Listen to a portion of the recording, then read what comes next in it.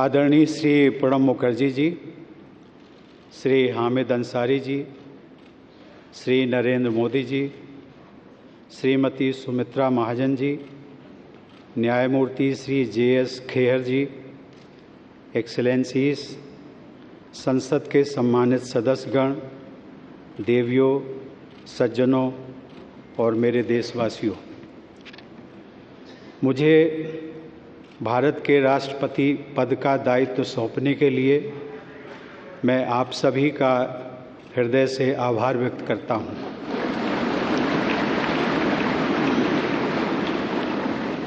मैं पूरी विनम्रता के साथ इस पद को ग्रहण कर रहा हूं। यहाँ सेंट्रल हॉल में आकर मेरी कई पुरानी स्मृतियां ताज़ा हो गई हैं। मैं संसद का सदस्य रहा हूं और इसी सेंट्रल हॉल में मैंने आप में से कई लोगों के साथ विचार विनिमय किया है। कई बार हम सहमत होते थे, कई बार असहमत, लेकिन इसके बावजूद हम सभी ने एक दूसरे के विचारों का सम्मान करना सीखा। यही लोकतंत्र की खूबसूरती है। मैं एक छोटे से गांव में मिट्टी के घर में पला बढ़ा हूं। मेरी यात्रा बहुत लंबी रही है, लेकिन ये यात्रा अकेले सिर्फ मेरी नहीं रही है। हमारे देश और हमारे समाज की भी यही गाथा रही है। हर चुनौती के बावजूद हमारे देश में संविधान की प्रस्तावना में उल्लिखित न्याय, स्वतंत्रता, समानता और बंधुत्व के मूल मंत्र का पालन किया जाता है और मैं इस मूल मंत्र का सदैव पालन करता रहूँगा। मैं इस महान राष्ट्र के 125 करोड़ नागरिकों को नमन करता हूँ और उन्होंने मुझ पर जो विश्वास जताया है उस पर खरा उतरने का मैं वचन देता हूँ। मुझे इस बात का पूरा एहसास है कि मैं doctor Rajendra Prasad, doctor Sarvepalli Radhakrishnan, doctor APJ Abdul Kalam और मेरे पूर्ववर्ती श्री प्रणब मुखर्जी, जिन्हें हम स्नेह से प्रणब दा कहते हैं, जैसी विभूतियों के पद चिन्हों पर चलने जा रहा हूँ। साथियों, हमारी स्वतंत्रता महात्मा गांधी के नेतृत्व में हजारों स्वतंत्रता सेनानियों के प्रयासों का परिणाम थी।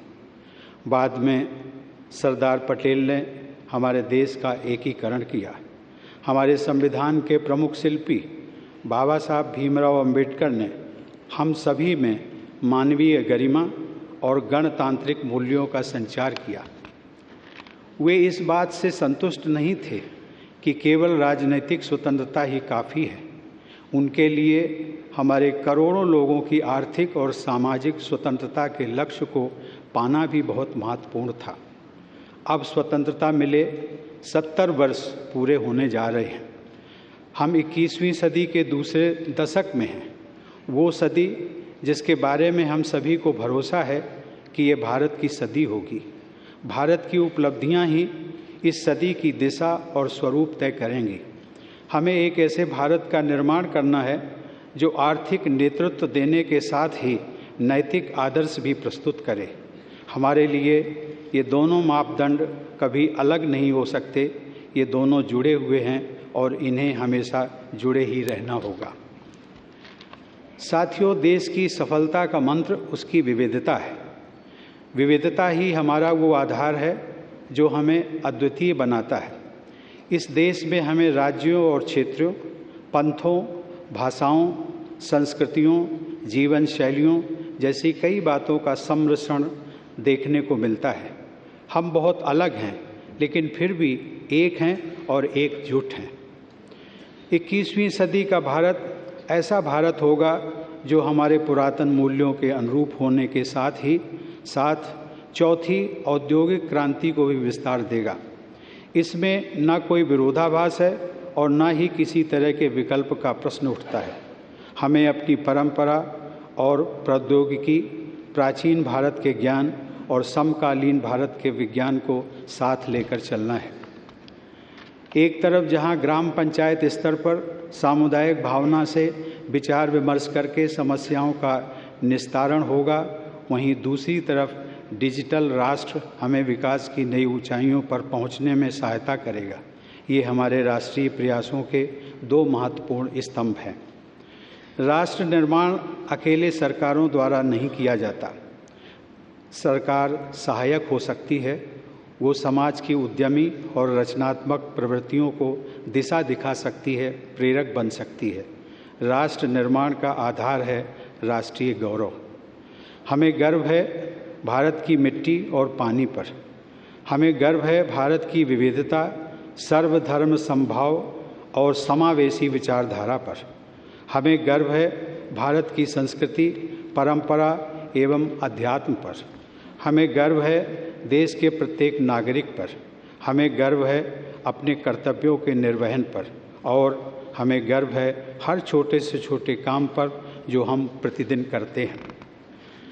साथियों, देश का हर नागरिक राष्ट्र निर्माता है। हम में से प्रत्येक व्यक्ति भारतीय परंपराओं और मूल्यों का संरक्षक है, और यही विरासत हम आने वाली पीढ़ियों को देकर जाएंगे। देश की सीमाओं की रक्षा करने वाले और हमें सुरक्षित रखने वाले सशस्त्र बल राष्ट्र निर्माता हैं। जो पुलिस और अर्धसैनिक बल आतंकवाद और अपराधों से लड़ रहे हैं, वो राष्ट्र निर्माता है। जो किसान तपती धूप में देश के लोगों के लिए अन्न उपजा रहा है, वो राष्ट्र निर्माता है। और हमें ये भी नहीं भूलना चाहिए कि खेत में कितनी बड़ी संख्या में महिलाएं भी काम करती हैं। जो वैज्ञानिक 24 घंटे अथक परिश्रम कर रहा है, भारतीय अंतरिक्ष मिशन को मंगल तक ले जा रहा है, या किसी वैक्सीन का आविष्कार कर रहा है, वो राष्ट्र निर्माता है। जो नर्स या डॉक्टर सुदूर किसी गांव में किसी मरीज की गंभीर बीमारी से लड़ने में उसकी मदद कर रहे हैं, वो राष्ट्र निर्माता है। जिस नौजवान ने अपना स्टार्टअप शुरू किया है और अब स्वयं रोजगार दाता बन गया है, वो राष्ट्र निर्माता है। ये स्टार्टअप कुछ भी हो सकता है।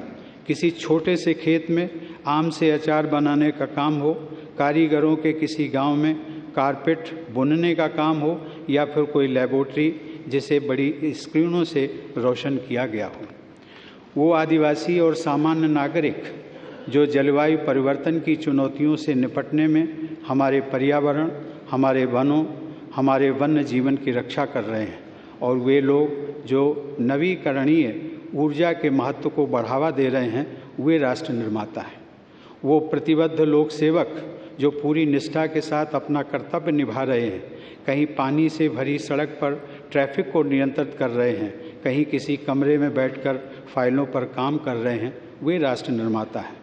वे शिक्षक जो निस्वार्थ भाव से युवाओं को दिशा दे रहे हैं, उनका भविष्य तय कर रहे हैं, वो राष्ट्र निर्माता हैं। वे अनगिनत महिलाएं जो घर पर और बाहर तमाम दायित्व निभाने के साथ ही अपने परिवार की देख रेख कर रही हैं, अपने बच्चों को देश का आदर्श नागरिक बना रही हैं, वे राष्ट्र निर्माता हैं।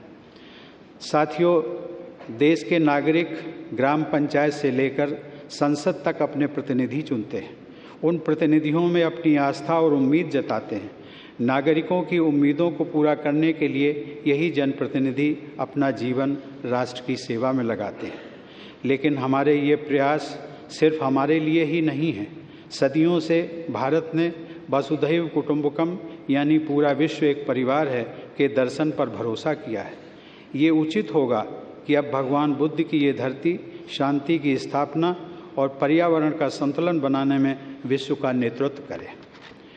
आज पूरे विश्व में भारत के दृष्टिकोण का महत्व है। पूरा विश्व भारतीय संस्कृति और भारतीय परंपराओं की तरफ आकर्षित है। विश्व समुदाय अंतर्राष्ट्रीय समस्याओं के समाधान के लिए हमारी तरफ देख रहा है, चाहे आतंकवाद हो, काले धन का लेन देन हो या फिर जलवायु परिवर्तन। वैश्विक परिदृश्य में हमारी जिम्मेदारियां भी वैश्विक हो गई हैं। यही भाव हमें हमारे वैश्विक परिवार से, विदेश में रहने वाले मित्रों और सहयोगियों से, दुनिया के अलग अलग क्षेत्रों में रहकर अपना योगदान दे रहे प्रवासी भारतीयों से जोड़ता है।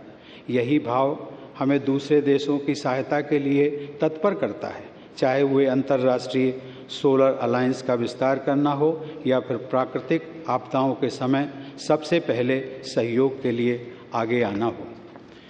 एक राष्ट्र के तौर पर हमने बहुत कुछ हासिल किया है, लेकिन इससे भी और अधिक ज़्यादा करने का प्रयास और बेहतर करने का प्रयास और तेज़ी से करने का प्रयास निरंतर होते रहना चाहिए। ये इसलिए भी महत्वपूर्ण है क्योंकि वर्ष 2022 में देश अपनी स्वतंत्रता के 75वें साल का पर्व मना रहा होगा। हमें इस बात का लगातार ध्यान रखना होगा कि हमारे प्रयास से समाज की आखिरी पंक्ति में खड़े उस व्यक्ति के लिए और गरीब परिवार की उस आखिरी बेटी के लिए भी नई संभावनाएं और नए अवसरों के द्वार खुलें। हमारे प्रयत्न आखिरी गांव के आखिरी घर तक पहुंचने चाहिए। इसमें न्याय प्रणाली के हर स्तर पर तेज़ी के साथ कम खर्च पर न्याय दिलाने वाली व्यवस्था को भी शामिल किया जाना चाहिए। साथियों, इस देश के नागरिक ही हमारी ऊर्जा का मूल स्रोत हैं। मैं पूरी तरह आश्वस्त हूँ कि राष्ट्र की सेवा के लिए मुझे इन लोगों से इसी प्रकार निरंतर शक्ति मिलती रहेगी। हमें तेज़ी से विकसित होने वाली एक मजबूत अर्थव्यवस्था, एक शिक्षित, नैतिक और साझा समुदाय, समान मूल्यों वाले और समान अवसर देने वाले समाज का निर्माण करना होगा। एक ऐसा समाज जिसकी कल्पना महात्मा गांधी और दीनदयाल उपाध्याय जी ने की थी। ये हमारे मानवीय मूल्यों के लिए भी महत्वपूर्ण है।